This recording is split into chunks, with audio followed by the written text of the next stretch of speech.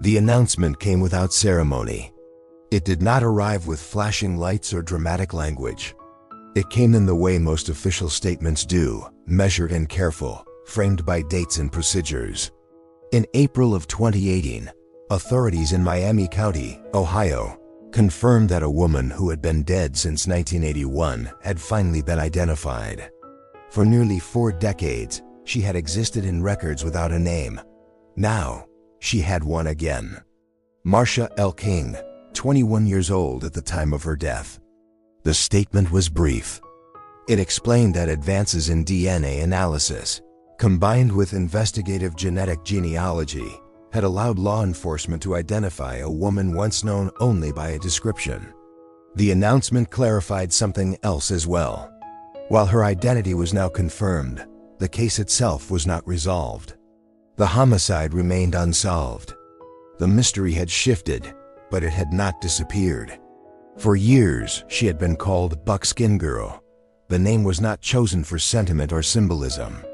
It was practical. It came from a piece of clothing found on her body when she was discovered along a rural road outside Troy, Ohio. In the absence of a name, the garment became the identifier. It appeared in case files, media reports, and conversations among investigators, who inherited the file from one decade to the next. It was not meant to define her. It was meant to make sure she was not forgotten. In 2018, that placeholder identity was finally replaced. The announcement confirmed that Buckskin Girl had been Marcia Lenore Sissoman King. She had been born in Arkansas. She had family who had not known what had happened to her. For 37 years, the record had held only fragments. Now one of the largest gaps had been closed. But the announcement did not answer the question that mattered most. Who killed her? How she ended up on the side of a rural road in Miami County in late April of 1981. Those answers were still missing. The paradox of the case became clear almost immediately. It was both solved and unsolved at the same time. Solved in the sense that the woman was no longer anonymous. Unsolved in the sense that the violence that ended her life had never been explained. The identification did not bring a suspect. It did not close the file. It simply gave the case a new beginning point.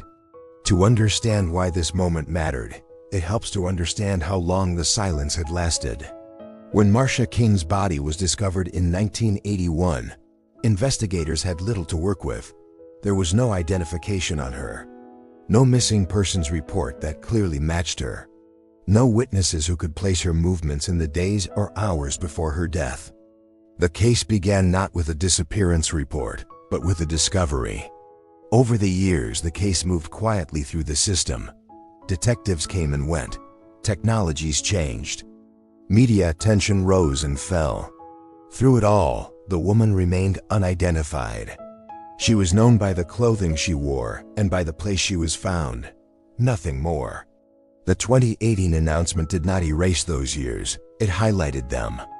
It forced a re-examination of what had been known and what had been missing since the beginning. It also reframed the story. Instead of asking who Buckskin Girl was, investigators and the public could now ask what had happened to Marcia King. The calm tone of the announcement reflected the nature of the work that led to it. Genetic genealogy is not a sudden revelation. It is a slow process. It involves extracting DNA, comparing it to databases, building family trees, and narrowing possibilities step by step. Each stage takes time. Each requires confirmation. When authorities finally spoke publicly, they did so only after they were confident the identification was correct. The confirmation brought a sense of resolution to one part of the case. It also underscored the limits of what could be known. The identification did not create new memories of Marcia's final days.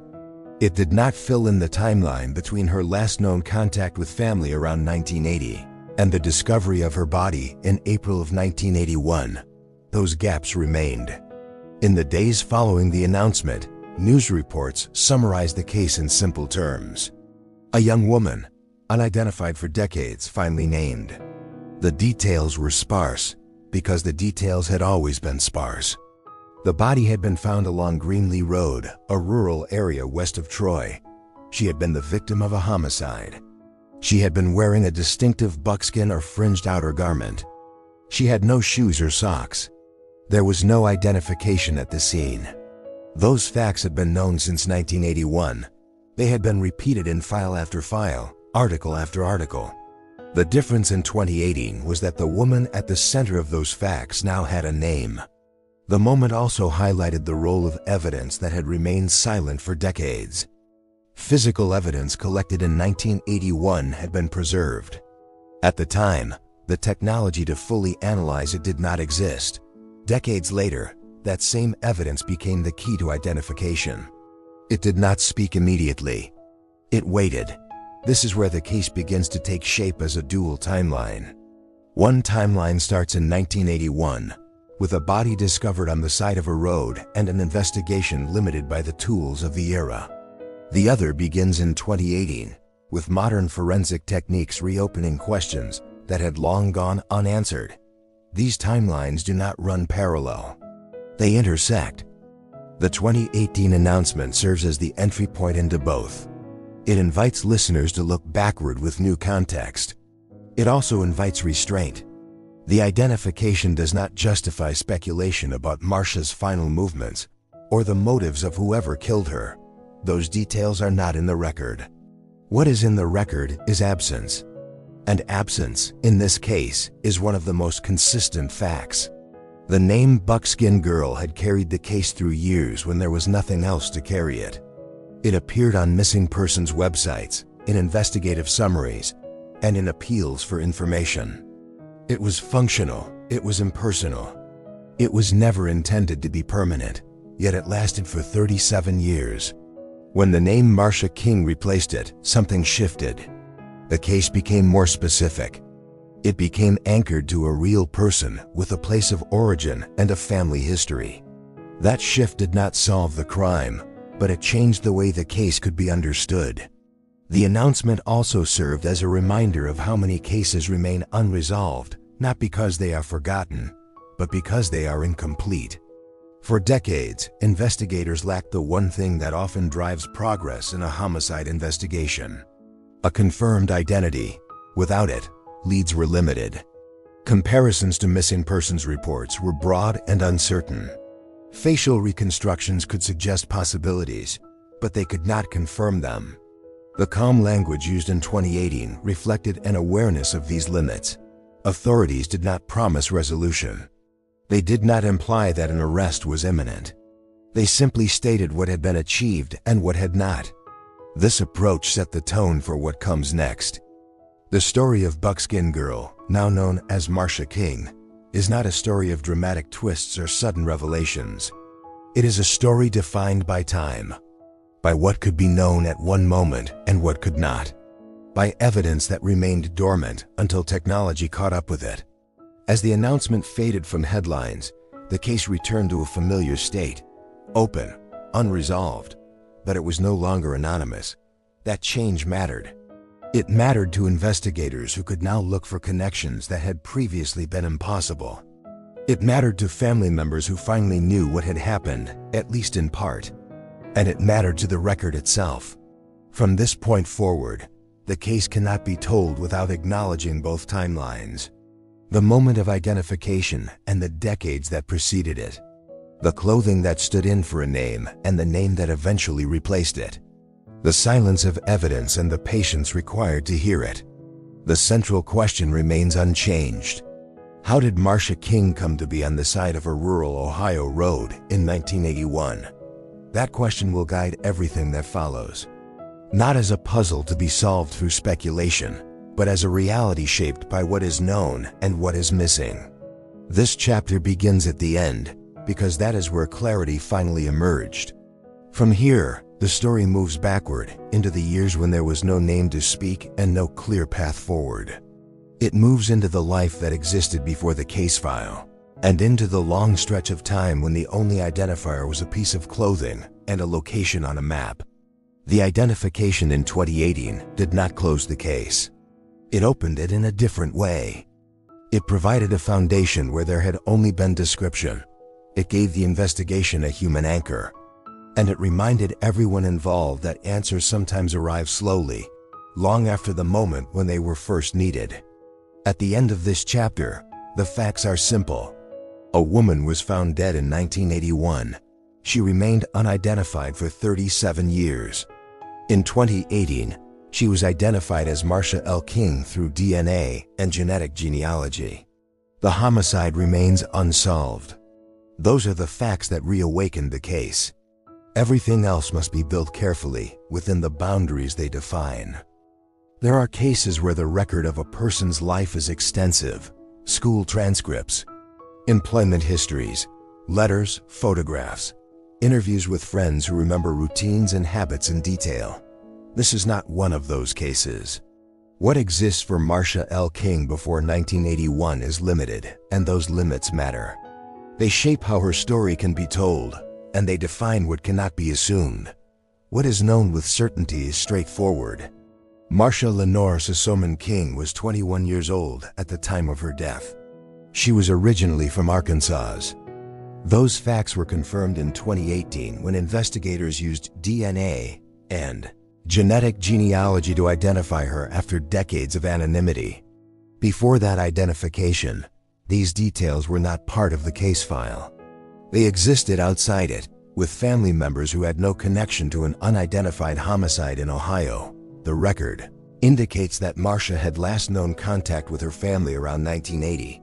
That contact is the final verified point at which her life intersects with documentation. After that, there are no confirmed addresses, no verified travel routes, and no official reports that track her movements. This absence is not unusual in cases from that period, particularly involving young adults who were not anchored to a single place. It does, however, create a boundary that cannot be crossed without speculation. Some public accounts have described Marcia as a hitchhiker. That description appears in reporting after her identification and reflects information provided by investigators based on what they were able to piece together from limited sources. It does not come with a detailed timeline. It does not include specific locations or dates. It is a general characterization, not a documented itinerary. As such, it provides context but not narrative detail. Beyond that, the record becomes quiet. There are no verified descriptions of her daily routines. No confirmed employment at the time she lost contact with her family. No documented plans or stated goals preserved in official files. These gaps are not failures of investigation. They are reflections of how easily people could move beyond formal systems in the late 1970s and early 1980s without leaving a trace. When Marcia disappeared from her family's view, there was no immediate indication that she would never be heard from again. For families, gaps in communication do not always signal danger. People move. People drift.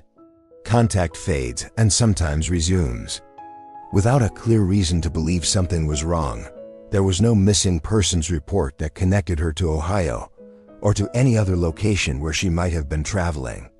This context is important because it explains why, when her body was discovered in Miami County in April of 1981, there was no immediate match in national databases. The woman found along Greenlee Road had no identification. She was not carrying documents that tied her to a known address or family. She was not wearing clothing that could be traced to a specific region or retailer with certainty. The life she had lived before that moment was effectively sealed off from the investigation. As a result, Marcia's life, as presented in the case file, is defined as much by what cannot be said as by what can. Investigators could not reconstruct her final days because they did not know where those days began. They could not interview friends or co-workers because none were identified. They could not establish a routine because there was no verified routine to establish.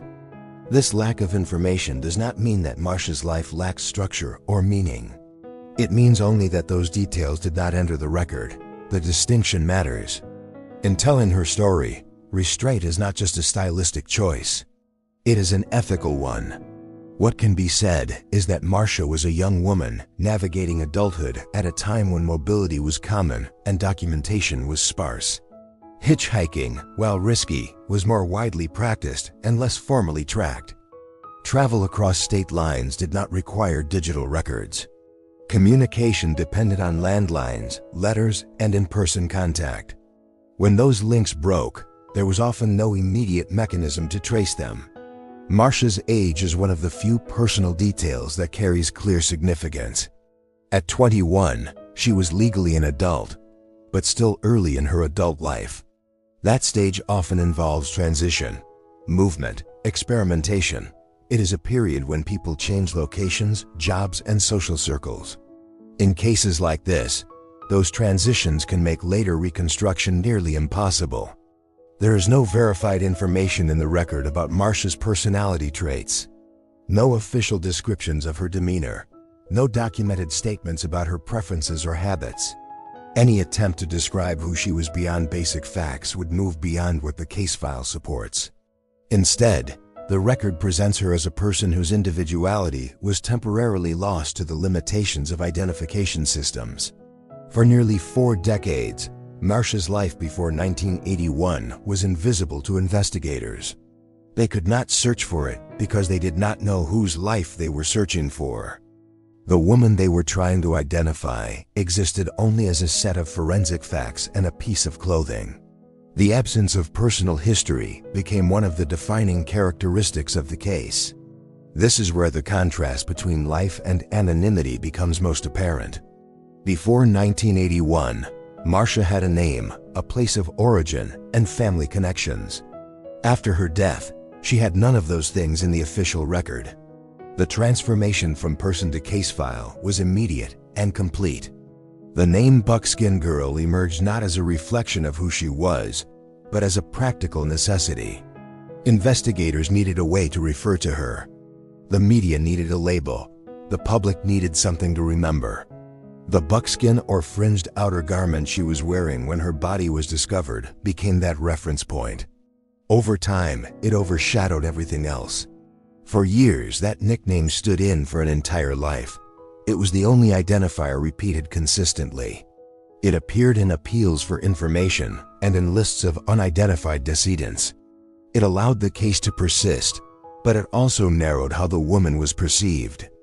She became defined by an object rather than by her history. When Marsha was identified in 2018, this imbalance began to shift. Her name reintroduced the possibility of context. It allowed investigators to locate her origin in Arkansas and to acknowledge that there had been people who knew her before she vanished from contact. It did not, however, retroactively fill in the missing years. The limited information about Marsha's life also shaped how investigators approached the case after identification. Without a clear timeline of her movements, they could not easily trace where she had been in the months leading up to her death. Without confirmed associates, they could not reconstruct a social network. The identification solved one problem while leaving others intact. In the absence of detailed personal history, the case relies heavily on chronology and geography, dates, locations, evidence. These elements become the structure through which Marsha's story is told. They are impersonal, but they are reliable. They ensure that the narrative remains grounded in what can be verified. This approach may feel distant, but it serves a purpose. It prevents the introduction of assumptions that could mislead listeners or distort the record. It keeps the focus on what is known and on the significance of what is not. Marsha's life before 1981 cannot be reconstructed in the way that some true crime narratives attempt. There are no diary entries to quote, no classmates to interview, no confirmed routines to describe. What exists instead is a boundary, clearly defined by the case file, that separates fact from conjecture. That boundary also highlights the human cost of anonymity. For decades, Marsha existed in the system only as an unidentified victim. Her life before that designation was effectively erased from the investigation. The identification in 2018 restored her name, but it could not restore the details that had never been recorded. As this story moves forward, it does so with an awareness of those limits. Marsha King's life is not presented as a mystery to be solved through imagination. It is presented as a reality constrained by documentation. The absence of detail is not filled in. It is acknowledged. This chapter does not end with a vivid portrait of who Marcia was. It ends with clarity about what the record allows. A young woman, 21 years old, from Arkansas. Last known contact around 1980. After that, silence. That silence is not empty. It shapes everything that follows. The disappearance at the center of this case is defined less by what is known than by what cannot be confirmed. There is no documented final sighting, no verified route, no recorded sequence of events that can be traced hour by hour. Instead, there is a narrowing field of certainty that ends before the crime itself becomes visible in the record. The last confirmed point in Marcia L. King's life comes from family contact reported around 1980. That moment is not precise. It does not come with a date stamped on it or a location that can be mapped with confidence. It exists as a general reference point, a time when communication still occurred. After that, the record goes quiet. There are no verified sightings of Marcia in Ohio before her death. No witnesses have come forward who can place her in Miami County or anywhere nearby in the days or weeks leading up to late April 1981. There are no receipts, no hotel registrations, no employment records that track her movement across state lines. This absence is not the result of evidence being withheld. It reflects the reality of the period and the limits of documentation at the time. Because there is no confirmed travel route, investigators have never been able to reconstruct how Marcia arrived in Ohio. The case file does not support a conclusion about whether she traveled alone or with others. It does not establish where she stayed or how long she had been in the area before her death. These questions remain open, not because they were ignored, but because they were never answered by the available evidence.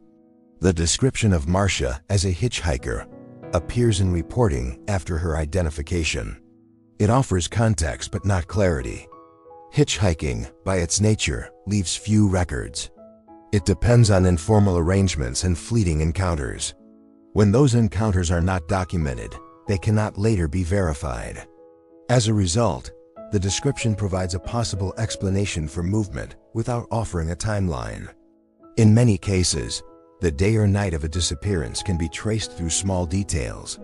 A bus ticket, a conversation recalled by a neighbor, a shift missed at work. None of those anchors exist here. There is no confirmed day when Marcia was last seen alive. There is no known place where she was last observed. The disappearance does not unfold on a specific date. It dissolves into uncertainty. This uncertainty is one of the most important facts of the case. It shapes how the investigation unfolded and how it continues to be understood. Without a last sighting, investigators had no starting point for a search. There was no location to canvass, no immediate circle of contacts to interview. The case did not begin as a missing person investigation. It began as an unidentified death. The transition from disappearance to discovery is abrupt in the record. One moment, Marcia exists only as a person whose movements are undocumented. The next, she exists as a body found along a rural road. There is no documented bridge between those two states. Late in April of 1981, members of the public discovered a woman's body along Greenlee Road in Miami County, west of Troy, Ohio. That discovery is the first moment when Marcia's presence in Ohio is confirmed. Everything before that moment remains unverified. The setting itself offers limited information. Greenlee Road runs through a rural area. It is not a place designed to attract attention. The discovery did not occur in a densely populated neighborhood where numerous witnesses might have observed activity. It occurred in a setting where silence and distance were common. That context matters, but it does not provide answers. At the scene, investigators noted that the woman had no identification. She was not carrying documents that could immediately establish who she was or where she came from. She was not wearing shoes or socks. She was wearing a distinctive buckskin or fringed outer garment. That garment would later give rise to the nickname Buckskin Girl. This is the point where the golden thread of the case becomes visible. The clothing she wore at the time of discovery became the only consistent link between the unknown life that preceded the crime and the investigation that followed. It was not a clue in the sense of pointing toward a suspect. It was a marker, a way to refer to someone who could not otherwise be identified. The absence of a confirmed timeline leading up to the discovery created immediate challenges. Investigators could not determine where Marcia had been earlier that day. They could not establish whether she had traveled recently or how long she had been in the area. Without witnesses or documentation, these questions remained unanswered. The lack of a confirmed last sighting also meant that investigators could not narrow the time window of the crime with precision. While forensic analysis would later establish that she had been the victim of a homicide, it could not reconstruct the sequence of events that led her to that location. The crime existed as an endpoint without a visible beginning. In cases where the final hours are unknown, it is tempting to imagine scenarios, to fill in the gaps with plausible explanations. This case resists that approach. The record does not support speculation about Marcia's actions or intentions. It does not support assumptions about who she encountered or how she traveled. The responsible approach is to acknowledge the limits. Those limits also affected how the public understood the case at the time. Without a name or a timeline, there was little for the community to connect to. The woman found along Greenlee Road was described in terms of physical characteristics and clothing. She was not linked to a reported disappearance. There was no immediate sense that someone nearby had gone missing. As a result, the disappearance did not register in the way that some cases do. It did not begin with alarm. It did not involve urgent searches or public pleas for information tied to a known individual. It entered the system quietly as an unidentified homicide. The undefined nature of Marcia's disappearance also complicates efforts to understand motive or opportunity. Without knowing where she was before her death, investigators cannot easily identify where the crime may have occurred or how she came into contact with the person responsible. The location where her body was found may not have been the location where she was killed. The record does not establish that connection. What remains consistent throughout the case is the absence of corroborated detail. No one has come forward to say they saw Marcia hitchhiking in the area. No one has reported giving her a ride. No one has provided a verified account of encountering her in Ohio before the discovery. This silence is not proof of anything beyond itself. The day or night of Marcia's disappearance cannot be marked on a calendar. It cannot be broken into hours or minutes.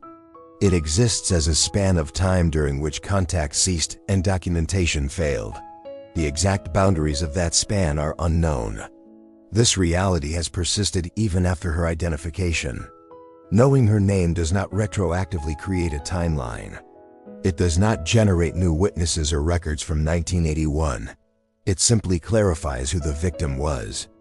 In the structure of this narrative, the disappearance occupies a central place precisely because it lacks definition. It represents the moment when Marcia passes out of the documented world and into a case file. That transition is not dramatic in the traditional sense. It is quiet. It is administrative. It is defined by absence rather than action. The only tangible element that crosses from that unknown period into the investigation is the clothing found on her body. The buckskin or fringed outer garment becomes the reminder that there was a person before the case. It does not explain where she had been or what had happened to her. It simply persists. As investigators move from the discovery into the formal investigation, they did so without the benefit of a clear starting point. There was no last phone call to trace, no final address to visit, no acquaintances to interview. The disappearance, as a phase of the case, was already over by the time anyone knew it had occurred. This is the defining characteristic of the day or night of Marcia King's disappearance. It is not a sequence of events that can be described. It is a void that separates life from death in the record. That void has remained intact for more than 4 decades. Understanding this void is essential to understanding the case as a whole. It explains why identification took so long. It explains why the investigation has struggled to move beyond certain points. And it underscores the importance of the evidence that did survive. The disappearance does not provide answers. It provides context for why answers are so difficult to obtain. It marks the point where the case becomes less about reconstructing events and more about working with what remains. As this chapter closes, the facts stand as they have since 1981. Marcia King's last known contact occurred around 1980. There are no confirmed sightings of her in Ohio. Her body was discovered in late April of 1981 along Greenlee Road in Miami County. The time and circumstances that brought her there are unknown. That unknown is not a failure of narrative. It is the reality of the case. The investigation began at the point where most cases end, with a body, not a report of someone missing. In late April of 1981, members of the public discovered a woman's body along Greenlee Road in Miami County, west of Troy, Ohio. This discovery marked the first confirmed moment that Marcia L. King's presence in Ohio entered the record. Everything before it remained unverified. Everything after it became procedural. Greenlee Road runs through a rural area. It is not a commercial corridor or a residential street lined with constant activity. It is the kind of place where traffic can be light and where a discovery may go unnoticed for some time. When the body was found, authorities were notified and law enforcement responded to the scene. Scene processing followed the standards of the time. Investigators documented the location, examined the body, and collected what physical evidence was present. The woman had no identification. There were no documents or personal effects that immediately established who she was or where she came from. She was not wearing shoes or socks. She was wearing a distinctive buckskin or fringed outer garment. That item would soon become one of the most visible details in the case file. The absence of identification immediately placed limits on the investigation. Without a name, detectives could not begin with the usual first steps. They could not notify family members. They could not retrace known movements. They could not build a timeline based on confirmed activities. Instead, they had to work from the scene outward, relying on forensic analysis and public appeals. Forensic examination determined that the woman had been the victim of a homicide. Reports indicate that her death involved violence, including strangulation and blunt force trauma. These findings confirm that the death was not accidental and not the result of natural causes. However, they did not establish where the crime occurred or how she came to be on Greenlee Road. The location where the body was found could not be definitively identified as the location where she was killed. This uncertainty became a defining feature of the case. Investigators could not say whether the rural roadside was the scene of the crime or a place where the body had been left afterward. There was no clear evidence that pointed decisively in either direction. As a result, the investigation had to remain open to multiple possibilities without favoring any one scenario. The lack of witnesses compounded these challenges. No one came forward who could place the woman on Greenlee Road before the discovery. No nearby residents reported seeing or hearing anything unusual that could be linked to the crime. There were no confirmed sightings of the victim in the area prior to her death. This absence of eyewitness information meant that the investigation could not be anchored to a specific time window. Law enforcement also faced the broader limitations of the era. In 1981, forensic technology was far more limited than it would become decades later. DNA analysis was not available as an investigative tool. Identification depended heavily on fingerprints, dental records, and physical descriptions matched against missing persons reports. In this case, those methods did not produce results. Without a name, investigators turned to description. They documented the woman's physical characteristics and the clothing she was wearing. The buckskin or fringed outer garment stood out. It was distinctive enough to become a focal point in efforts to generate leads. Over time, it also became the basis for the nickname Buckskin Girl, a label used in both investigative and media contexts. Public outreach followed. Authorities released information about the discovery. hoping that someone would recognize the description and come forward. The expectation was that a family member, friend, or acquaintance somewhere might connect the details to a missing person. These efforts were sincere and persistent, but they did not produce a confirmed identification. One of the major obstacles was the lack of a corresponding missing persons report. No report surfaced that clearly matched the woman found in Miami County. This did not mean that no one was missing her. It meant that, for reasons that were never fully clarified, her disappearance had not been formally linked to law enforcement in a way that intersected with the Ohio investigation. This gap illustrates how easily cases can remain disconnected. A person can disappear in one state and be found deceased in another without the two events ever being linked through official channels. In the absence of digital databases and rapid information sharing, these connections were especially difficult to make in the early 1980s. As weeks turned into months, the investigation continued without significant breakthroughs. Detectives followed up on tips as they came in. They compared the victim's description to missing persons listings from various regions. They examined available records for potential matches. Each lead required time and resources, and each ended without confirmation. Despite the lack of progress, the case did not close. It remained open, categorized as an unidentified homicide. This status ensured that it would stay in the system, even as active investigative efforts slowed. The file became part of the department's unresolved cases, revisited periodically as new information or new techniques became available. The community's reaction at the time was muted, not because the crime was ignored, but because it lacked a clear narrative. There was no name to rally around. No known local connection. The woman was not identified as a resident of the area. As a result, the case did not generate the same sustained attention that some other homicides do. This does not mean that investigators treated it as unimportant. It means that, structurally, the case faced barriers that limited visibility.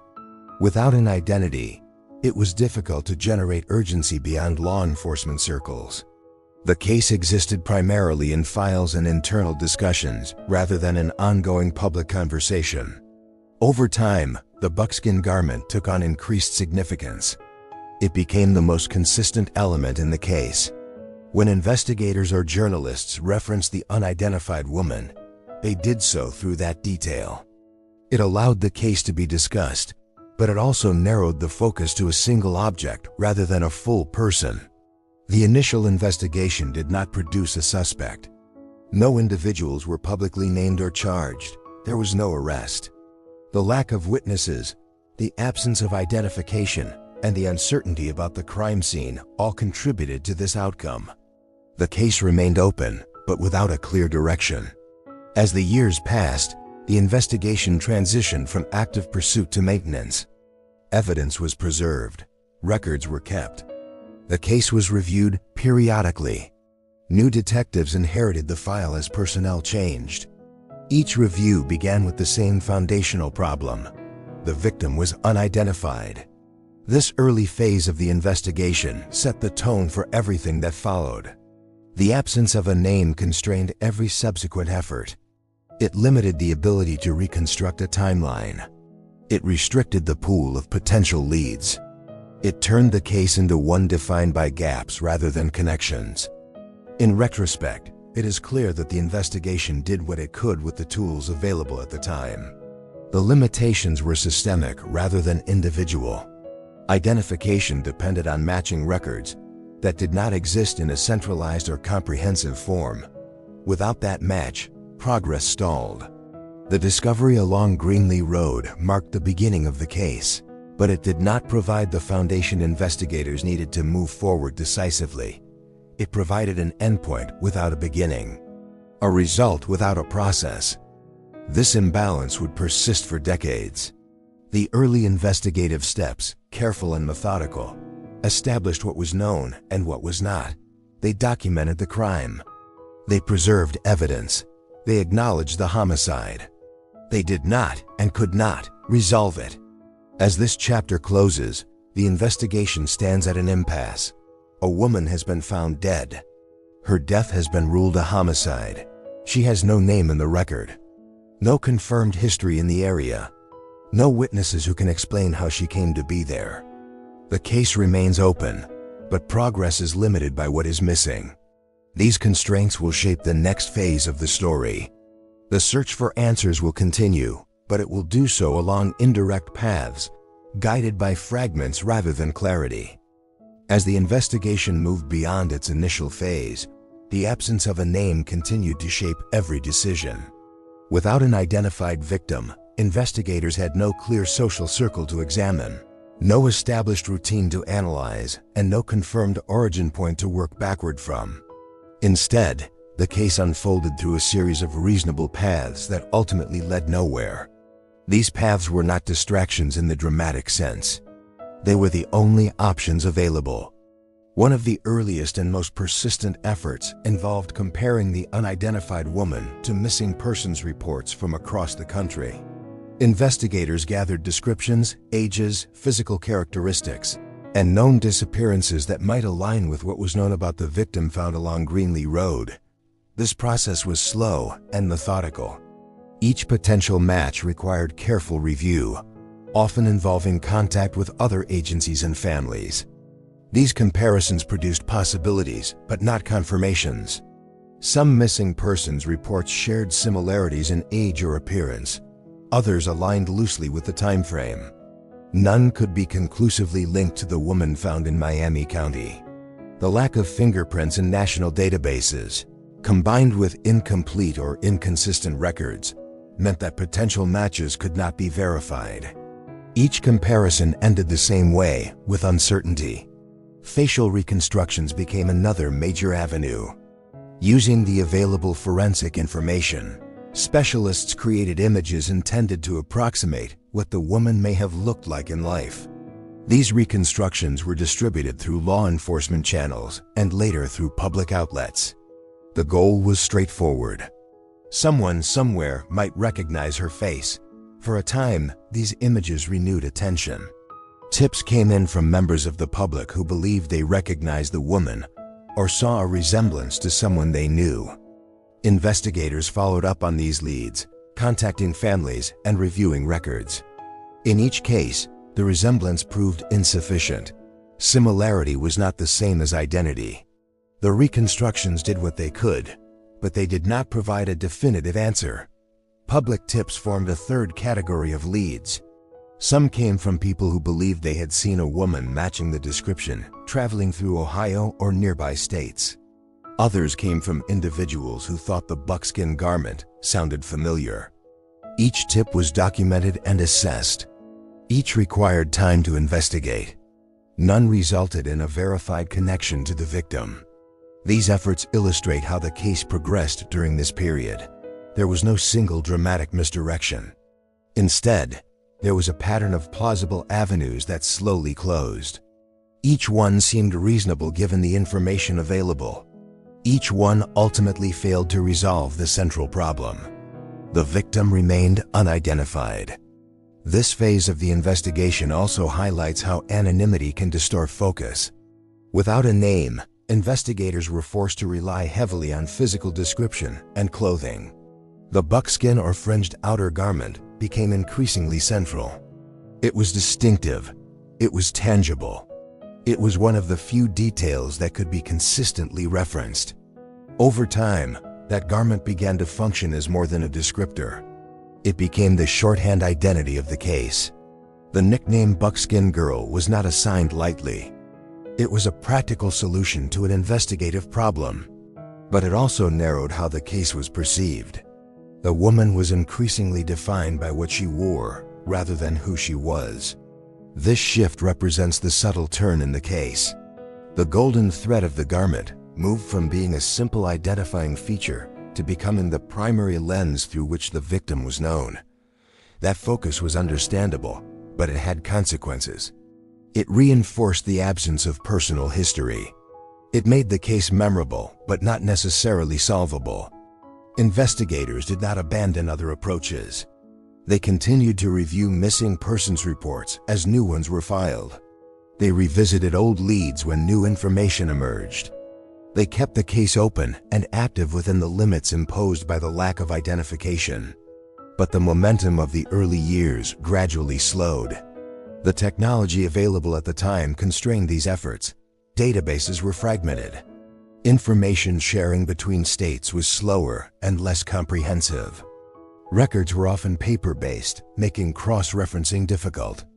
In this environment, it was possible for a missing person in one state and an unidentified victim in another to remain unconnected indefinitely. There were no publicly named suspects during this period. Without a victim identity, there was no clear pool of individuals to examine, no known associates, no confirmed last location. The investigation could not narrow its focus in a way that might produce a suspect. This absence was not the result of oversight. It was structural. The case also lacked a clear narrative hook that might sustain long-term public attention. There was no dramatic disappearance from a known place. No immediate community impact tied to a recognized individual. As a result, media coverage appeared in waves rather than continuously. Each wave brought renewed hope, followed by disappointment when no answers emerged. As years passed, the false leads accumulated quietly. Each one represented effort, time spent, resources used. None of them were wasted in the sense that they were illogical. They were the natural outcome of trying to solve the case without its most basic element. By the time facial reconstructions were updated and redistributed in later years, the pattern was well established. The case could generate interest but not resolution. The same fundamental obstacle remained. The woman's identity was unknown. Looking back, it becomes clear that these red herrings did not derail the investigation. They defined it. They illustrate what happens when investigators pursue every reasonable option available within a limited framework. The failure of these leads does not suggest error or neglect. It reflects the reality of working without key information. The focus on the buckskin garment reached its peak during this period. It was the most visible symbol of the case. It appeared in headlines, databases, and discussions among investigators. It kept the case from disappearing entirely, even as other details faded from view. This reliance on a single object also underscores the concept of silent evidence. The garment did not change. It did not provide new information, it simply remained. In doing so, it carried the case forward, even as it obscured the person behind it. As the investigation entered its later years, it was clear that traditional methods had reached their limit. Missing persons comparisons, facial reconstructions, and public tips had all been exhausted without success. The case remained open, but progress was minimal. This moment represents the turning point of the narrative. Not because something new happened, but because everything that could be tried with the existing tools had been tried. The red herrings were not mistakes, they were endpoints. The unresolved nature of these leads set the stage for what would come decades later. When new technology eventually entered the picture, it did so against a backdrop of long-standing frustration and persistence. The case had not been solved, but it had been preserved. The false leads did not answer the question of who the woman was or how she died.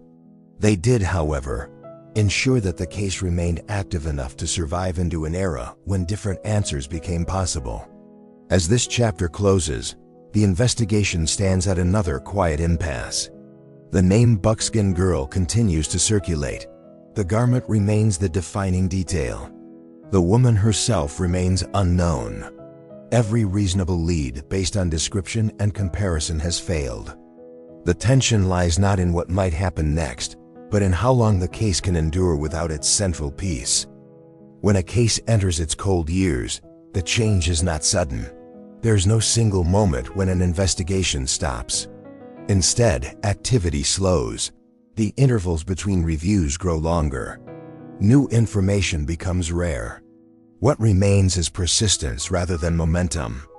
After the early investigative efforts failed to identify the woman found along Greenlee Road, the case settled into this quieter phase. It remained open, but without a clear direction. The victim was still unidentified.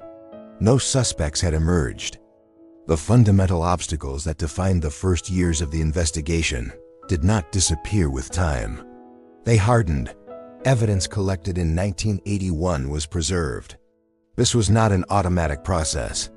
It required conscious decisions by investigators to retain physical materials, reports, and records, even as the case moved out of active rotation. The preservation of evidence became one of the most important actions taken during this period, though its significance would not be fully understood for decades. As years passed, the investigation was revisited periodically. New detectives inherited the file as personnel changed. Each review followed a similar pattern. Investigators examined what had already been done. They checked whether any new missing persons reports might align with the unidentified victim. They assessed whether new information sharing practices or databases offered possibilities that had not existed before. These reviews rarely produced results.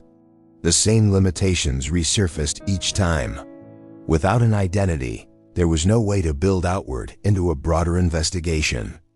The case could not be tied to a known community, workplace, or family network. It remained isolated. The passage of time also affected public awareness.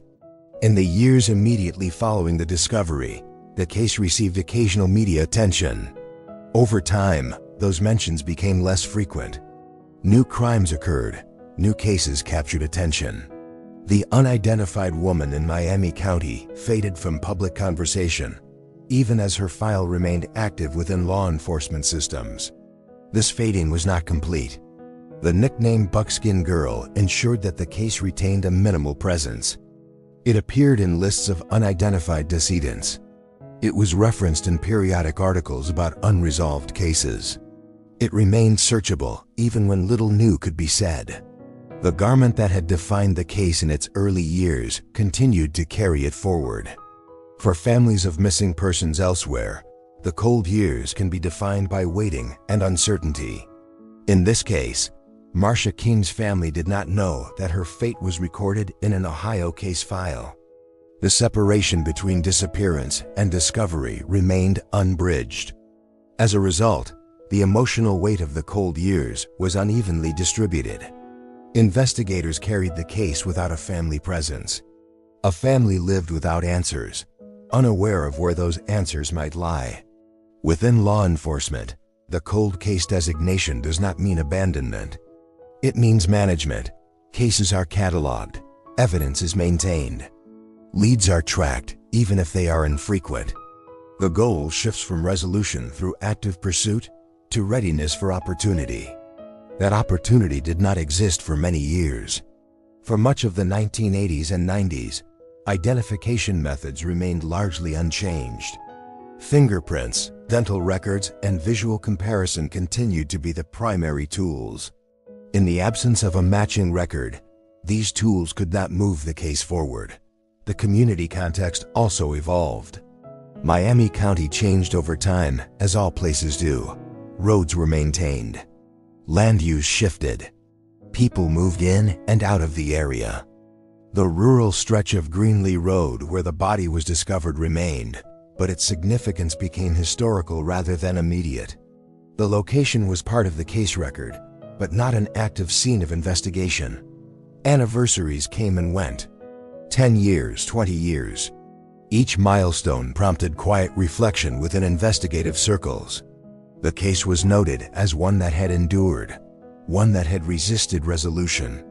These moments did not always result in renewed public outreach, but they reinforced the importance of keeping the file intact. One of the most significant developments during the cold years was not tied to this case specifically, but to forensic science as a whole. DNA analysis began to emerge as a powerful investigative tool. At first, its application was limited. It required specific conditions and known comparison samples. For unidentified victims, DNA alone was not enough unless there was something to compare it to. Even so, the presence of preserved biological evidence became increasingly important. The decision to retain that evidence ensured that the case would not be permanently frozen in the technological context of 1981. It created the possibility, however distant, that future methods might succeed where earlier ones had failed. In 2016, facial reconstructions were updated and distributed again. This effort reflected a renewed attempt to engage the public using improved techniques. The reconstructions were more refined than earlier versions. They incorporated advances in forensic anthropology and imaging. Once again, the goal was recognition. The response followed a familiar pattern. Interest increased briefly. Tips came in. Investigators followed up. No identification resulted. The reconstructions added visibility, but they did not overcome the central problem. Recognition requires someone who knows the face and knows that the person is missing. In this case, that connection did not materialize. Despite these setbacks, the case did not stagnate completely. It evolved in form rather than substance. Information sharing between agencies improved over time. Databases expanded. Records that were once isolated became more accessible. Each improvement reduced the friction that had once made cross-state connections so difficult. The cold years are often described as a waiting period, but that description can be misleading. Waiting implies passivity. In reality, the case was being held in place, maintained, prepared. The effort was not visible, but it was deliberate. This period also underscores the role of silent evidence. The physical materials collected in 1981 did not change. They did not reveal new information on their own. They simply endured. Their value lay not in what they said at the time, but in what they might be able to say later. For decades, the woman known as Buckskin Girl existed in this suspended state. Her case was neither resolved nor forgotten. It occupied a narrow space in the system, defined by persistence rather than progress. The lack of answers became normalized. From a narrative perspective, this is often the quietest part of a case. There are no dramatic developments. No sudden revelations, just time. Time measured in years of inactivity, punctuated by brief moments of renewed effort. Yet this quiet period is essential to understanding what comes next. Without the careful preservation of evidence, the later identification would not have been possible. Without the decision to keep the case open, it might have been lost to administrative closure. The cold years, though silent, were not empty. They also highlight a broader truth about unresolved cases. Many remain unsolved not because they are insoluble, but because the tools required to solve them do not yet exist. The gap between evidence and understanding can be measured in decades. By the mid-2000s, the case had become an example of endurance. It demonstrated how long an unidentified victim could remain unnamed, even as systems improved around them. It also demonstrated how critical early decisions about evidence preservation can be. As the case approached its fourth decade, the possibility of identification through new means became more than theoretical. Investigative genetic genealogy was beginning to show results in other cases. This approach combined DNA analysis with genealogical research, creating family connections where none had been visible before. At first, this method was not widely applied. It required resources, expertise, and careful consideration. Over time, it became a viable option for cases like this one. Cases with preserved DNA and no existing leads. The cold years had done their work. They had kept the case intact long enough for a new approach to become available. When that moment arrived, the groundwork was already in place. As this chapter closes, the case remains unresolved. The woman is still unidentified. The homicide is still open, but the context has changed. The tools have changed. The environment in which the case exists is no longer the same as it was in 1981. The quiet persistence of the cold years has brought the case to the edge of a new phase, one that could finally answer the question that has defined it from the beginning. The breakthrough did not arrive with urgency or spectacle. It arrived quietly, as many modern developments do, through a reassessment of what had already been preserved. The evidence collected in 1981 had not changed. The questions surrounding the case had not changed. What had changed was the method available to bridge the gap between them. By the late 2010s, DNA analysis had become more than a tool for comparing known suspects. Investigative genetic genealogy had emerged as a method capable of identifying unknown individuals by tracing familial connections rather than direct matches. This approach did not require the victim to be listed in a database. It required only that biological evidence exist and that distant relatives had participated in genetic testing through public platforms. For the case of the woman known as Buckskin Girl, this represented a fundamental shift. For decades, identification efforts had depended on someone recognizing her description or face. Genetic genealogy reversed that logic. It did not ask whether anyone recognized her. It asked who she was related to. The decision to pursue this method was not automatic. It required coordination, resources, and careful handling of evidence. DNA had to be extracted and analyzed in a way that made genealogical comparison possible. Investigators worked with specialists experienced in building family trees from genetic data, a process that can be time-consuming and complex. This work unfolded behind the scenes. There were no public announcements during this phase. The case did not suddenly return to headlines. Instead, it moved forward quietly, guided by a process that involved narrowing possibilities generation by generation. As genealogical researchers examined the DNA profile, they began identifying distant relatives. These connections did not immediately reveal a name. They pointed instead to family lines, geographic regions, and historical records. Each connection reduced the field of possibilities. Slowly, a picture began to form. This process required patience. Family trees were built and cross-referenced. Birth records, marriage records, and other documentation were examined. Each step moved closer to identifying the woman whose identity had remained unknown since 1981. The work was meticulous and incremental. Eventually, the genealogical trail converged on a specific individual. The DNA evidence pointed to a woman born as Marcia Lenore Sissoman. Further investigation confirmed that this woman later became known as Marcia L. King.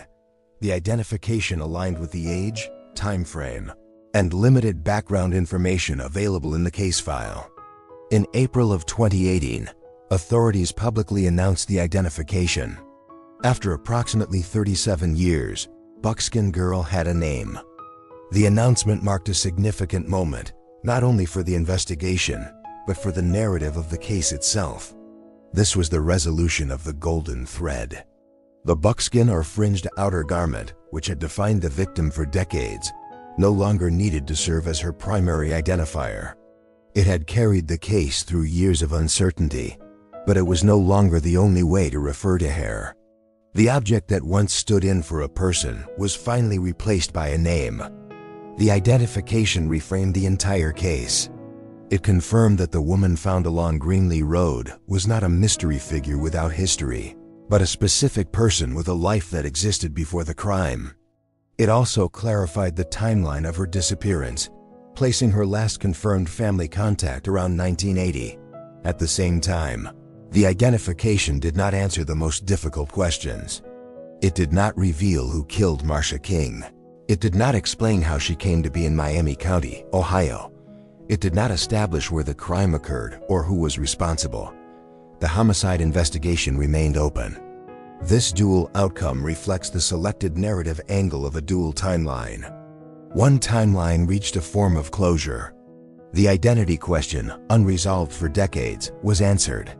The other timeline remained incomplete. The question of responsibility remained unanswered. Investigators acknowledged this distinction. Public statements emphasized that while identification was a major milestone, it was not the end of the case. The focus shifted from naming the victim to seeking information that could lead to accountability. The identification also changed the context for the family. Marcia King's relatives, who had lived for decades without knowing her fate, now had confirmation. This did not resolve the emotional weight of her loss, but it provided clarity where there had been none. The uncertainty that defined her disappearance was replaced by a painful but definitive truth. From an investigative standpoint, having a name opened possibilities that had never existed before. Detectives could now examine Marsha's life more directly. They could look into her known associations. They could review records connected to her name rather than relying solely on physical description. These avenues did not guarantee progress, but they represented new ground. Despite these possibilities, no suspect was publicly identified following the announcement. The passage of time continued to complicate efforts to reconstruct events from the early 1980s. Witnesses who might have known Marsha or encountered her may no longer be available. Records may no longer exist. The identification arrived decades after the crime itself. Still, the breakthrough altered the tone of the case. It demonstrated that persistence mattered. That evidence preserved long enough could eventually speak in new ways. It validated the decisions made during the cold years to keep the case open and intact. The role of silent evidence became clear.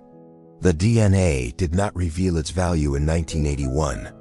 It did not provide answers during the years of facial reconstructions and missing persons comparisons. It waited. When the right method emerged, it connected the present to the past. The buckskin garment, once the most visible element of the case, took on a different meaning after identification. It remained part of the record, but it no longer defined the victim. It became a reminder of how little had been known for so long, and how much had changed with a single breakthrough. The case trajectory shifted at this point. It moved from an unidentified homicide to a named but unsolved one. This distinction matters. It changes how the case is categorized. It changes how it is remembered. It changes what justice might look like. For investigators, the identification represented both success and limitation. They had accomplished something that once seemed impossible. At the same time, they were confronted with the reality that solving the homicide itself might remain out of reach. The public response reflected this complexity. Media coverage acknowledged the significance of the identification while noting that the case was still unsolved. The story was no longer about a mystery woman known only by her clothing. It was about Marsha King, a young woman whose life ended violently and whose killer had not been identified. This chapter marks the point where the case becomes two stories told at once. One is about the power of new technology to correct the omissions of the past. The other is about the enduring difficulty of achieving full resolution in a case shaped by time and absence. The identification in 2018 did not close the case file. It opened a new section within it, one that carries both clarity and unanswered questions. As this chapter closes, the facts stand in a new configuration. Marsha L. King has been identified through DNA and investigative genetic genealogy. The homicide remains unsolved. The garment that once defined her identity has yielded to her name, but it has not led to accountability. The tension now lies in what remains unknown, even after decades of persistence and one significant breakthrough. The final chapter of this case does not offer resolution in the traditional sense. It offers something quieter. A restored identity, a clearer understanding of what is known, and a sober acknowledgement of what remains unanswered.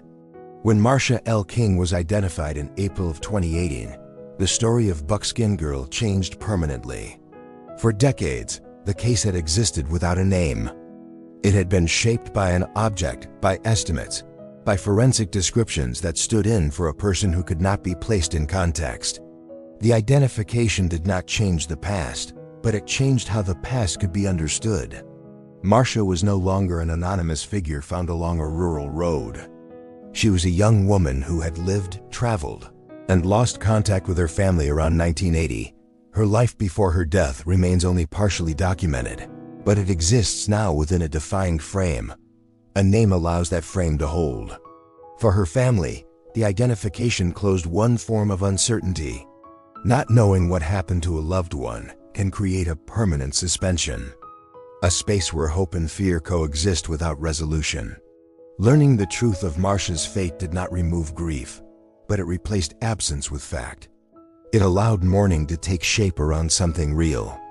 The investigation itself also changed with her identification. What had been an unidentified homicide became a named one. This distinction matters in law enforcement. It alters how a case is categorized. It changes how it is discussed. It opens doors that had been closed by anonymity, even if those doors do not always lead to answers. At the same time, the limits of the case remain firmly in place. No suspect has been publicly identified. No arrest has been made. The circumstances that brought Marcia to Miami County, Ohio, are still unknown. The location where she was found does not explain how she arrived there or who was responsible for her death. This balance between clarity and uncertainty defines the closing reflection. The case demonstrates how far investigative work can go and where it can stop. Technology resolved the question of identity after 37 years. It did not resolve the question of accountability. The roll of time cannot be separated from this outcome. Decades passed between the crime and the breakthrough. During that time, memories faded. Witnesses became harder to locate. Records were lost or never created. Even with a name, reconstructing events from the early 1980s remains extremely difficult. Yet the identification itself stands as proof of persistence. Evidence preserved long enough can speak in ways that were not originally possible. Decisions made quietly in the early years to keep files open and materials intact made later progress possible. The cold years were not empty, they were preparatory. The golden thread of this case, the buckskin or fringed outer garment, now takes on a different meaning. It no longer defines Marcia.